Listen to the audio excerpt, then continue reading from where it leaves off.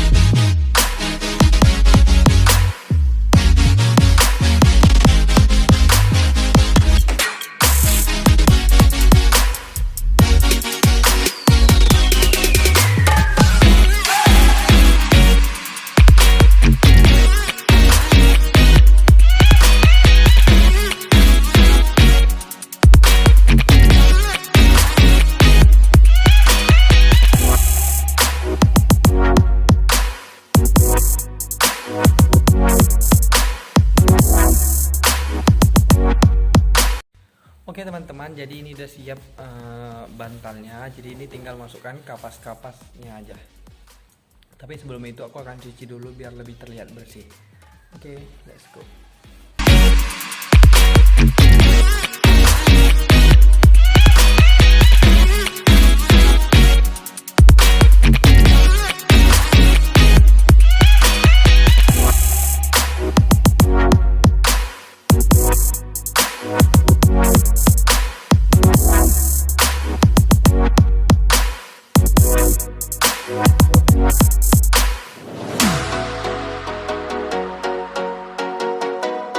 Nah teman-teman, jadi inilah hasil dari kerajinan saya yang saya buat, yaitu kerajinan dari bahan tekstil. Jadi saya mengerjakannya ini dengan jahit tangan ya, tidak jahit pakai mesin. Jadi dengan jahit tangan, teman-teman bisa lihat sendiri progresnya tadi.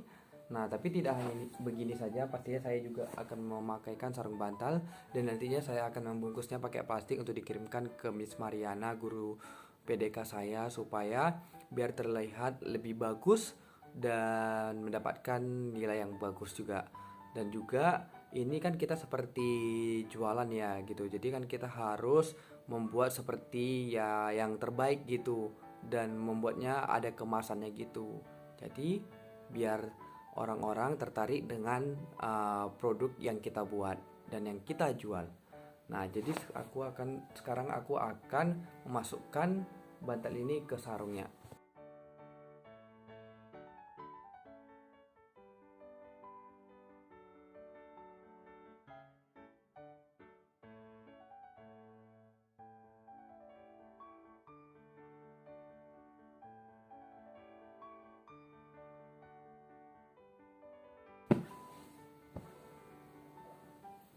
Ini Tara, ini teman-teman ya, hasil produknya bisa teman-teman lihat ya.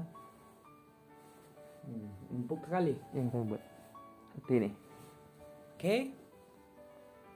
Nah, nanti saya akan bungkus plastik, tapi itu ketika saya mengumpulkan ke guru saya saja. Oke. Nah, setelah saya menunjukkan barang-barang ya, saya akan memberikan manfaat dari bantal ini dan manfaat dari sarung bantalnya. Yang pertama itu manfaat dari sarung bantalnya, yaitu menciptakan posisi tidur yang nyaman pastinya, ya kan? Terus menjadi media pelepasan beban pikiran. Yang banyak beban pikiran bisa nih pakai bantal ya. Lalu bisa menjaga kesehatan tulang dan otot tubuh, jadi badan tuh biar bisa lurus gitu. Nah lalu saya akan menjelaskan manfaat sarung bantal, yaitu untuk menjaga kebersihan bantal yang kita gunakan. Jadi jika kita hanya memakai bantal tanpa dilengkapi dengan kain pelapis, kotoran akan menempel dengan mudah pada permukaan wajah atau rambut kita. Jadinya nanti banyak kuman di sini dan bisa menyebabkan jerawat gitu. Jadi harus bersih gitu. Jadi ya harus dicuci terus dong ininya sarung bantalnya. Jadi begitulah kegunaan dari produk yang saya buat. Nah keren kan? Oke. Nanti saya akan lanjut ke perhitungan HPP-nya. Mantap.